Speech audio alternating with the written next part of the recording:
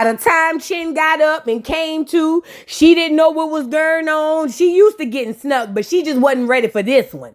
So she come up saying, "Oh my God, security, did you grab my vape? It dropped out of my pocket when she pulled the back of my hair. Grab my vape." So they got the tussling and fighting, Diamond the Baddie over there looking like she's swinging on everything but Natalie. Natalie swinging on everything but everybody. Girl, I'm over here saying somebody get security and the vape. Something is going on. Natalie, one thing about her, like I told y'all before, Natalie has been on reality TV for about 25 years and haven't won a fight yet. So when I saw this part, it was right on brand and right on par for Natalie, because Natalie don't win fights. She just get in them. You get it? So now Natalie hopped in the confessional to tell us that she feels some type of way that Diamond the Baddie or lame tail self won't come from behind her and sneak her. She said it is such like Diamond the Baddie, so low grade, so low and beneath her. So now the fight going crazy. The security had Dolly, and Dolly feels some type of way because she couldn't jump in for Natalie. But my thing is, who is Natalie where she can't get bopped? I'm still trying to see something. Y'all over here hollering that CEO stuff. Yeah, that's cool. Who is Natalie where she can't get bopped? I'm still trying to see that. I mean, look at her. Girl, look at Natalie. Bitch, Natalie look so bad. Girl, Natalie looked like if Dolly Parton had a night out with the hippies in the 70s and came off the bus and don't know what happened. Natalie, girl, the clear woman has crawled out of you, and I think she is here to stay. You look so bad. And you want to know the worst part about Natalie? She is in such a state of shock. She don't even realize that she done got beat up. All she know is something done happened and her world has turned topsy-turvy. Girl, Natalie, girl, you look so bad. Did you find your vape? Now, while this is going on, all the girls are like in awe because they like, first of all, can't believe Natalie got bopped. Secondly, they like Diamond the Baddie, so they don't want to beef with Diamond, but it's kind of messed up that Diamond just dragged the CEO and they kind of stuck between a rock and a hard place. So Natalie gets to losing her mind and starts to screaming in alto/tenor without her vape. "You guys, after all the things that I've done for you, Diamond, you pull me by the back of my hair. Do you know how many vapes I bought for you? You are so ungrateful, you slut. I can't believe this has happened to me. Security, I'm over it. Just pass me my vape." Now, mind you, Rolly, Scotty, and all the girls are over there still in awe. They cannot believe Natalie got bopped. And I'm still trying to figure out why not. I've been asking one of y'all to bop Natalie. What's going on? So Natalie felt played. And one thing about people who feel played and can't fight, there's nothing they can do. But when you got money and you in charge of a show, you can typically tell the hoes where to go. So Natalie pointed over to Pretty P and said, "Pretty P, do you want a new vape? I just got some new ones from the vending machine. If you do, you have to swing on Diamond. Do it now if you want a vape and stay on the show." So Pretty P was like, "I mean, I like to vape just as well as the next girl, but this doesn't make any common sense to me. I like Diamond. I mean, yeah, I want my job and I want a vape, but I like Diamond. I'm not going to swing on Diamond." And Diamond is over there saying, "I don't care, Natalie. I don't care if you offer me 10 vapes. I have enough vapes. I'm tired of you. I told you we was going to fight and you really thought this was a game. So get in the paint and shut up." So Natalie was like, "Diamond, shut your mouth. I'll fire you right now. I'll call Lemmy and ask him if I can do it. And as for you, Pretty P, you don't worry about it. You said you cared, but it's obvious you don't. After all I've done for you sluts, I'm done. Party over. The show is over. No more baddies. We're done. I'm replacing all you whores. You're over. It's a wrap. You're back to the trailers and back to the hood you go. And as for everyone who stood by and watched me get beat and dragged and stung to the ground, I just want to say I had a whole new bag of vapes for you guys. Now I'm going to give them to charity. You don't deserve them. Everyone's fired. I hate you all. I hope you all die. And I hope nothing happens good for you. Production, security, let's go. Wrap this up. Grab my vapes. I'm getting out of here. Now this threw Pretty P for a loop because number one, Pretty P don't want to fight Diamond. That's her friend. But number two, she need her job. Pretty P ain't got nowhere else to work, child. So Pretty P feel like, girl, I left my grandpa Fune to come over here and I'm about to get fired. So Pretty P was going through it in her head. She was trying to figure out the next move to make it her best move. So now Natalie races to the car with only the frontal of her wig. The bike was being beat up by the wind. And they say in London is nothing but wind like Chicago. They call it the new windy city or something. So all you seen was wig just a flapping in the wind like a dog's tail or his tongue or something. Now she's leaving and she tells Summer to come get in the car. And you know, it just dawned on me. The only reason she hanging around Summer because that security guard bopped Summer in the face. And they don't want Summer to really sue him. That's kind of off topic. But neither here nor there. So she ushers Summer to get in the car. And Summer is in awe and can't believe they done popped the CEO upside the head. And look a bald head Amber. Oh my God, I know Natalie and I had our issues, but I just don't see how she can have all these girls here and they can just whip her ass. Like, I just don't think I could ever do it. Shut your bald head ass up, slut. So as the car went to pull up, Natalie asked them to unlock the child lock windows so she can crack the window and tell all the baddies a little piece of her mind. And Natalie cracked that window and put that chin out that window and said, "You guys, I hope you are happy. This is the last time you'll hear from me again. You're all fired. I hate you all. No more vapes for the rest of your lives. I hope everything bad happens to you. Screw all of you." Now on the inside, Diamond the Baddie is telling Pretty P and everybody in there that she been told Natalie she was gonna bop her. She said that she tired of people acting like they gotta follow rules. She ain't following no rules. Now Pretty P is listening and nodding her head, but on the inside of that forehead, she trying to figure out if she fired or not. See, this is a big deal for Pretty P. This is all she got. Like, she could sit up there and act like it's cool, but on the inside part, she hurting. She don't know if she got a job tomorrow. Now Tavy walks up and was like, "Yo, Diamond, I ain't gonna lie, yo. I love you, but you kind of wrong for hitting Natalie." Now, Diamond goes up on Tavy. Tavy trying to hold face and save sides or save face and hold sides. I don't know. But it ain't working. And plus, shut up, Tavy. Ain't nobody asking you nothing. Shut up. You just big and tall for nothing. Natalie's still outside crashing out. She done let the window down a little bit more because I guess they didn't hear it the first time. But it don't matter how far down she let the window, girl. Them people don't care about nothing you saying, Natalie. Every time you get beat up, you want to scrap the show. And every next season, we be right back. Natalie, go lay down. Anyway, Tavy comes to the car to check on Natalie, and Natalie tells Tavy to get the hell on out of her face and that she should be grateful for her and that she can't believe she didn't jump in after all she's done for Tavy. She said, "I've done everything for you. I feed you, I clothe you, I take care of you. How could you leave me like this?" So now this made Tavy a little thrown off. Tavy was like, "Wait a minute, hold on, what?" I mean, don't get me wrong, I love Nat, more than the next girl, but, I still love her.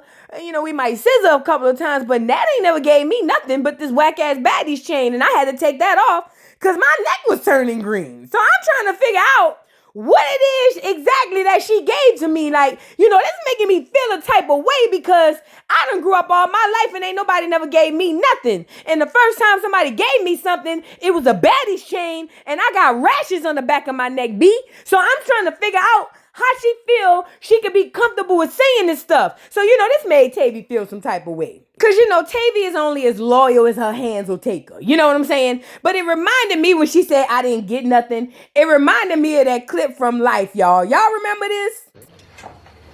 Santa Claus, which one you niggas killed Santa Claus? No, it wasn't the Santa Claus. He just wearing a suit and ringing the bells. He had presents. I ain't getting nothing. Bro, when Tavi turned back to the camera with her hands out like that and said, "What is she talking about, B?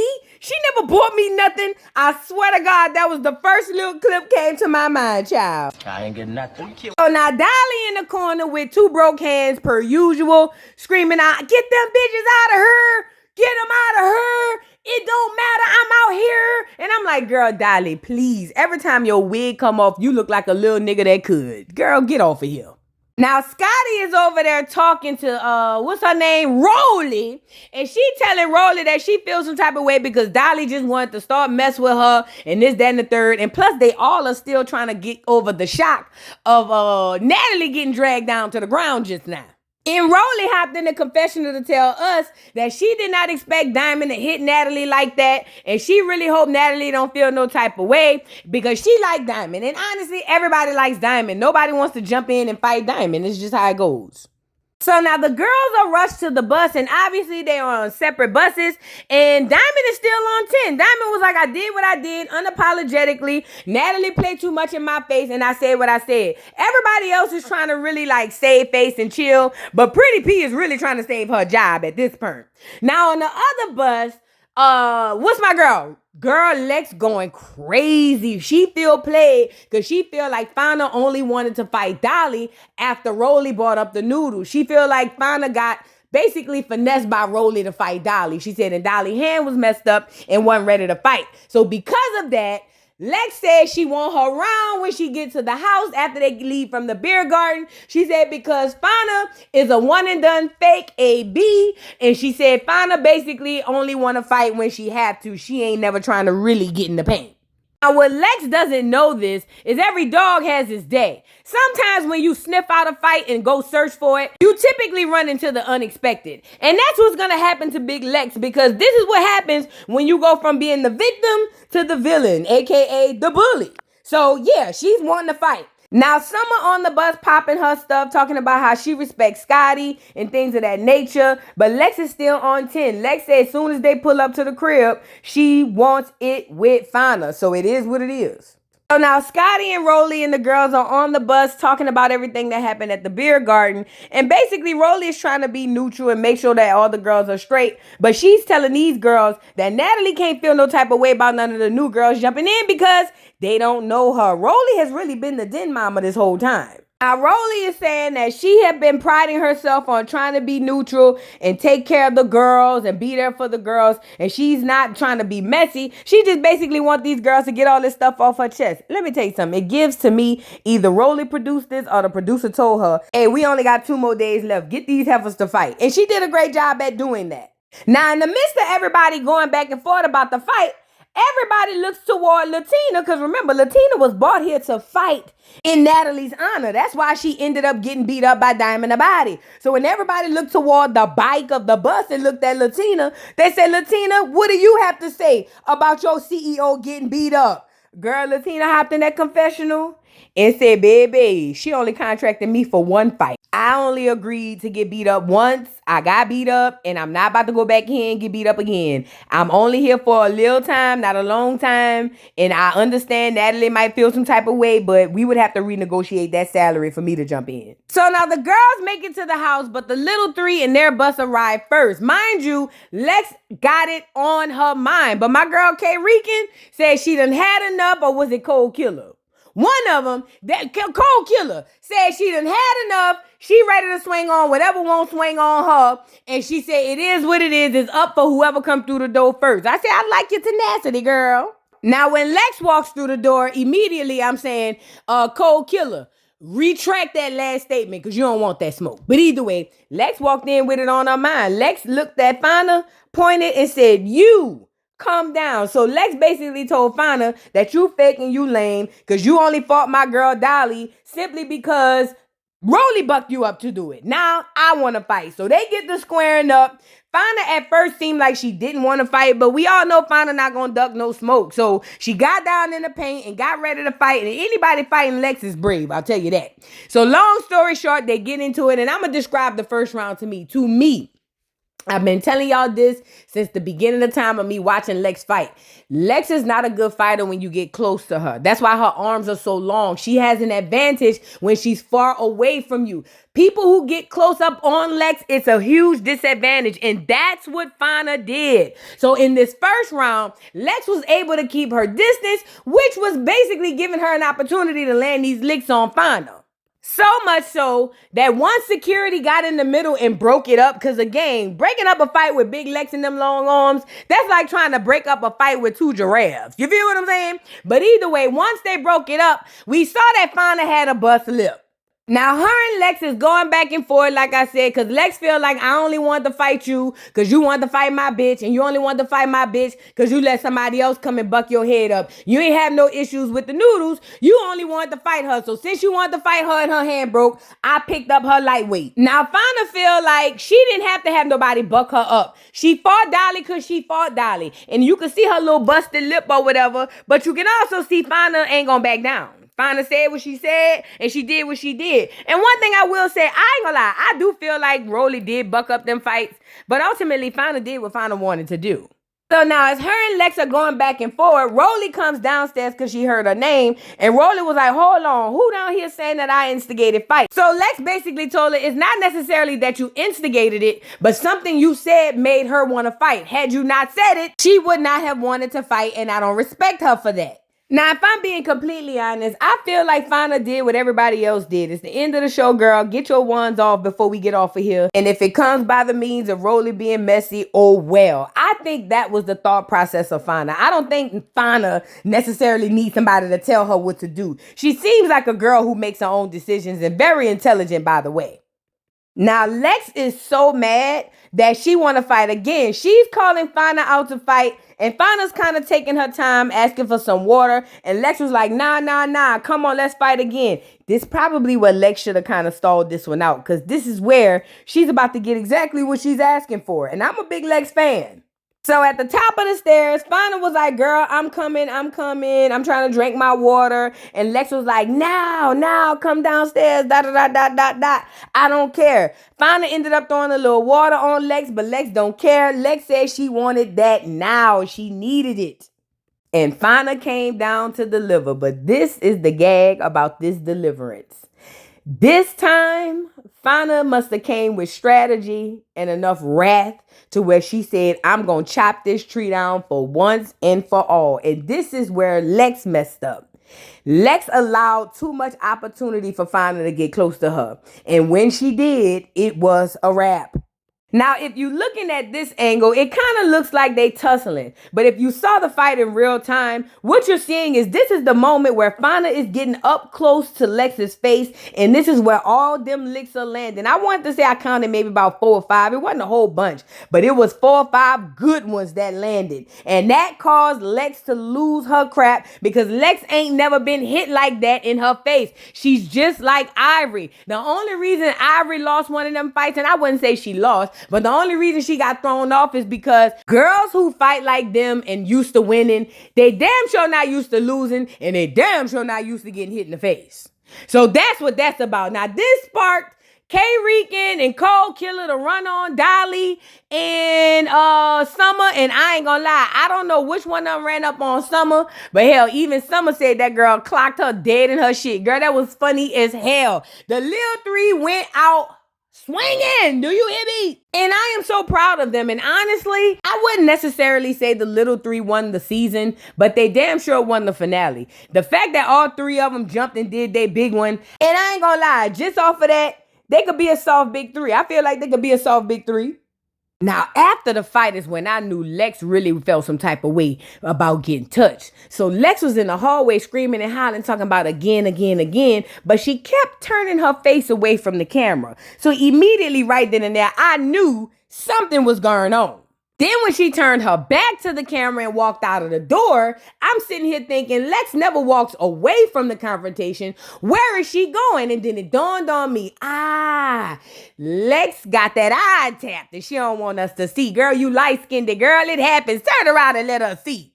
Now, Fauna is turned up, as she should be, because Fauna was like, yo, I actually beat the giant. Like, I got in there and tagged her. Like, yo, Fauna is turned, as she should be, because like I said, fighting Lex and then actually tagging her like that is a huge accomplishment. And I don't know how tall Fauna is, but she looks so little and cute and petite like a little button. So the fact that she can jump up on Lex, and y'all know I'm a big Lex girl, but I gotta call a thing, and I gotta give things where they belong. And I must say, this episode, Fauna gets her things. She just do.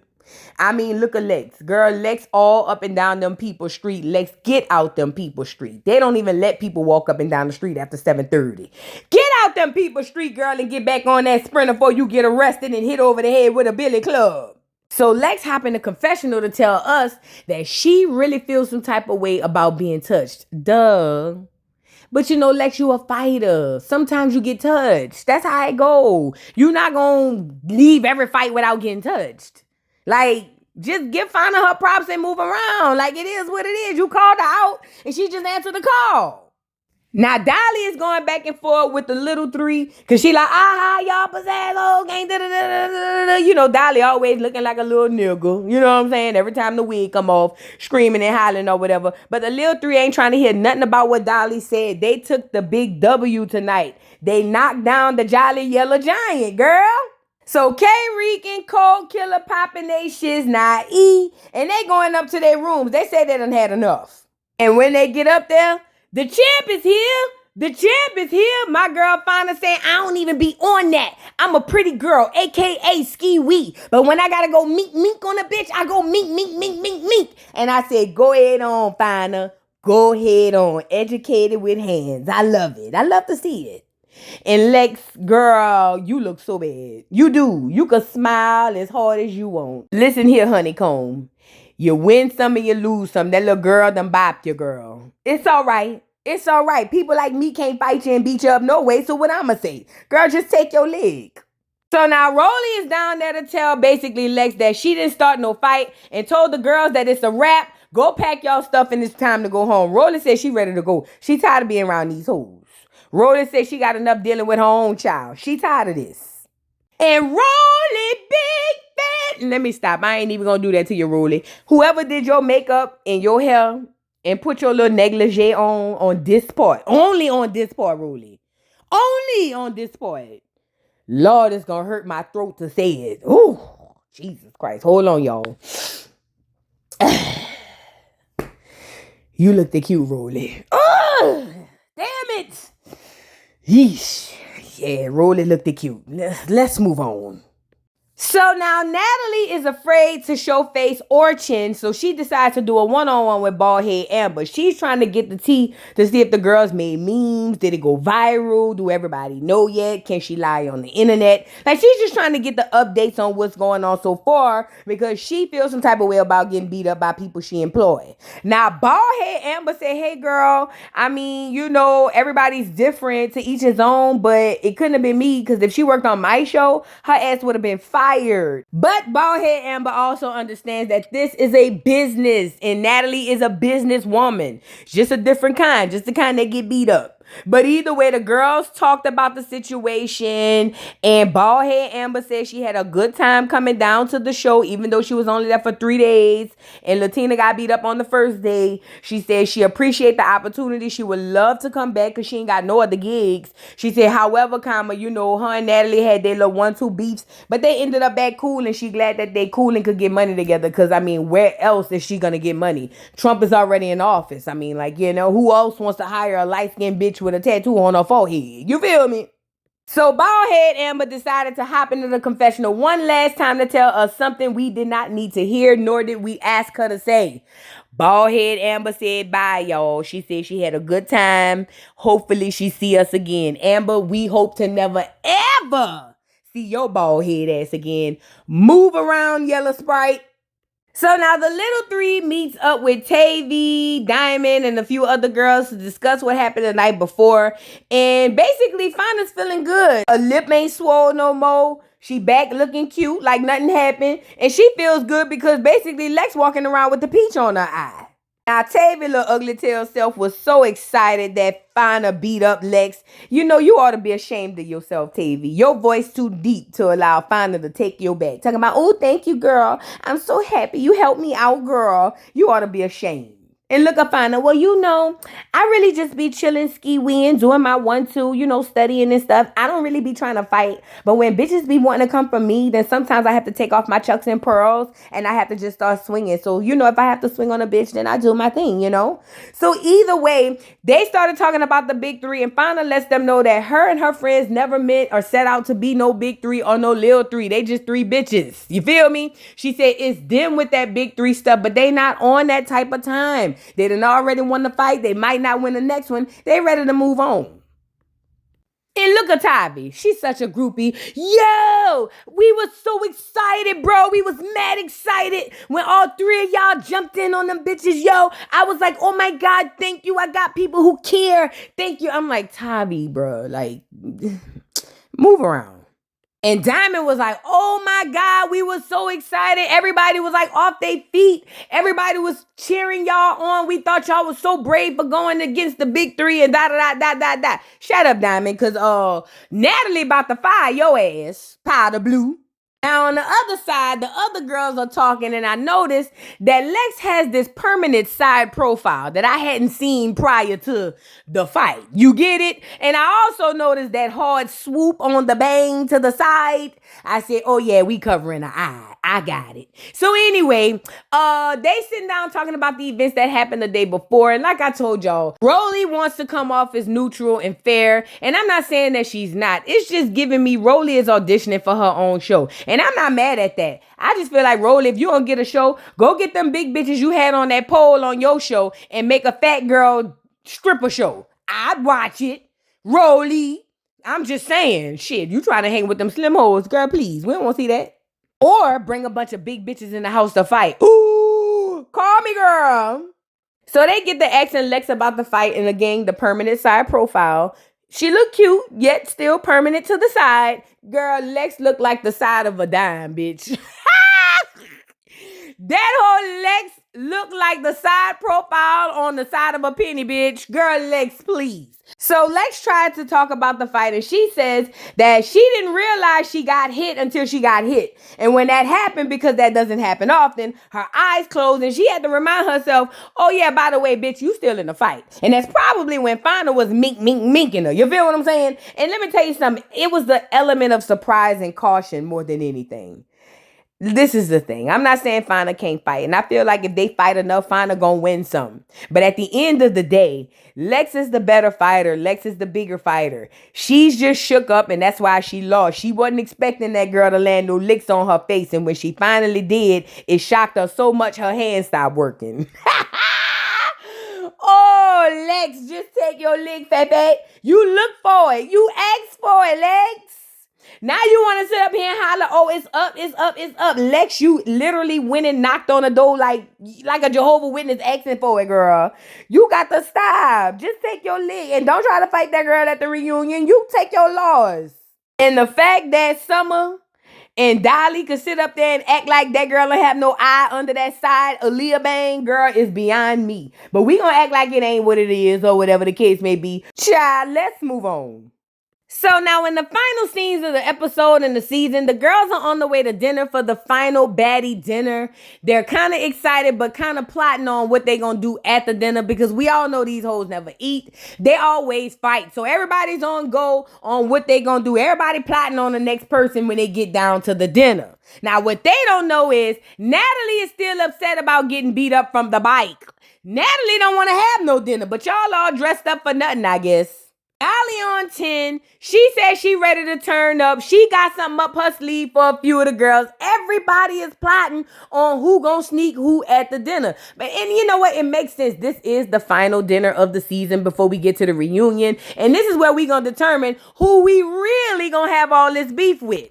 Now, keep in mind, the girls have arrived all the way to the place. However, they not getting off the sprinters because Natalie has decided that she's going to go in and call in who she want one by one. So these girls make it there. They all talking about how they going to do what they going to do when they get to the spot. And Lex is still in the back talking about this fight. Lex, we've seen the side profile, Fefe. We know you can fight. Just like Ivory, even if we would like to say she lost a fight, which I don't really see a fight, she's really, really lost. When you really a fighter, like, it's okay to lose once in a while. You feel some type of way because she gave you a shiner. I get it. And you light-skinned it. I get it. Plus, I seen that blood clot in your eye for the whole season. So that tells me it lasted a little while. I get it, and I would be mad if I was you too. But ultimately, let it go, Fefe. Fight her another time. Just let it go. Now, inside the spot, Natalie decides to call Scotty in first because she wants to understand what's going on with their relationship. Now, according to Natalie, she said her and Scotty used to be real close and real tight, like real best friends. They used to scissor almost every day. She said, but it seems like things have changed since Scotty turned in the sliding board for the tether pole. So Natalie asked Scotty why she going around the house telling people they're not friends. And Scotty was like, well, because I didn't know, Nat, ever since I started sleeping with the boss and I didn't need you anymore, you've been acting really funny. So I told the girls that I'm not sure if we're friends. And Natalie was like, well, I can't believe that. I send you vapes all the time. That shows that you're my friend. I don't give vapes to everybody, Scotty. You know this. We've been knowing each other forever. As a matter of fact, production. Pass me my vape. My nerves are bad. So Natalie's trying to get some understanding with Scotty, and she basically feels like Scotty has left her for dead. But Natalie, you left everybody for dead. Girl, both of y'all done left each other for dead. It's over. It'll never go back to what it was. Go slide on them other girls sliding pole. Leave that girl alone. Now, Rolly is coming in looking like a green trash bag. Rolly, what do you have on? Where did you get that from? I didn't like that outfit. But Rolly's walking in, and to her dismay, she don't understand why ain't nobody in here but Scotty and goddamn Natalie. So Rolly sit down in the midst of them arguing and going back and forth with Scotty telling Natalie, it's not my fault, it's your fault. Natalie telling Scotty, it's not my fault, it's your fault. And Rolly decides to jump in because she was like, you hoes need a voice of reason. I'm going to tell you, it's both of y'all fault. According to Rolly, she said they used to be super tight. They hung out all the time. They talked all the time. She said she even walked in on them scissoring at least 3 times a week. She said, but now all the doors are unlocked. She never see them scissoring. She hardly ever see them together. And the problem is they let baddies come between the situation. And I think both of the girls really thought about what she said and said, you know what? She's right. Both of these girls are on different pages right now. They are at crossroads. They've been to crossroads and they just going separate ways. Natalie go this way. Scotty go that way. She going with Lemuel so she can bleed him and get money. That's it. But Natalie's going to have to understand that she don't have no friends because she's not a friend. Natalie can't expect things out of people that she don't get out of nobody else. Because she going to sit up here and say, I didn't expect for you guys to fight, but I definitely expected for the other girls to fight. Why? Why would the girls fight for you, Natalie? You don't even get to know these girls. Why would they get to swinging for you? So last minute, Natalie decided to tell the producers or security or whatever, to tell them hoes that they ain't coming to dinner. Dinner is canceled, and she only wanted to see the big 3. She don't want to see nobody else. So them heifers done got all dressed up and everything for them. But K. Rican said she wasn't tripping because them hoes wasn't going to eat no way. So anyway, the big 3 comes in, and they all surprised, but they really surprised is they like, where the rest of the girls? Like, how is it that we the only ones in here? And it's because y'all the only 3 that allegedly couldn't help her fight. Child, please.